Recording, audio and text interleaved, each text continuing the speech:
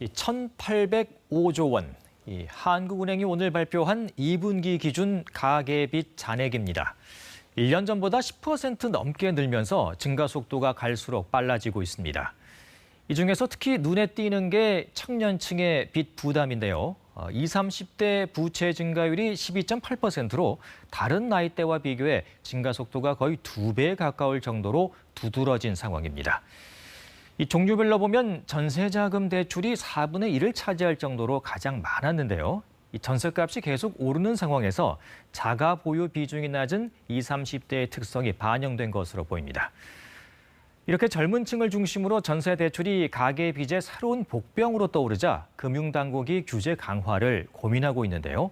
은행권에서 먼저 움직임이 나타나고 있습니다. 김범주 기자가 보도합니다. KB국민은행이 29일부터 전세대출 한도를 줄입니다.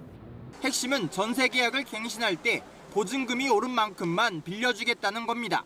예를 들어 전세값이 4억 원에서 6억 원으로 올랐을 경우 기존 전세대출이 없는 세입자는 6억 원의 80%인 4억 8천만 원까지 빌릴 수 있었습니다.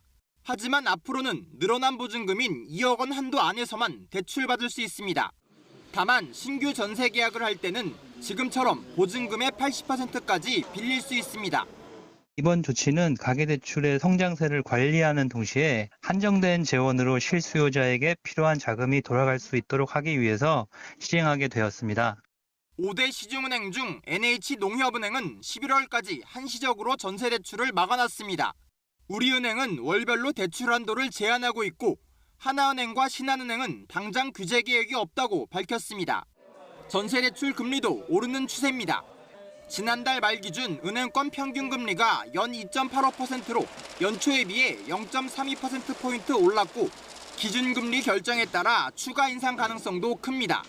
전세대출 한도는 줄이고 금리는 높이는 방향으로 은행권이 움직이고 있는 겁니다. 원래 자금 위의 목적으로 활용되는 것들을 차단하려는 목적이 더 강한 것 같다는 느낌이 있거든요. 소위 말해서 빚투 차단용 대책이라고 봐야죠.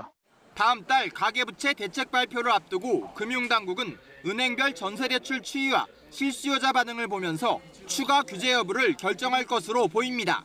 KBS 뉴스 김범주입니다.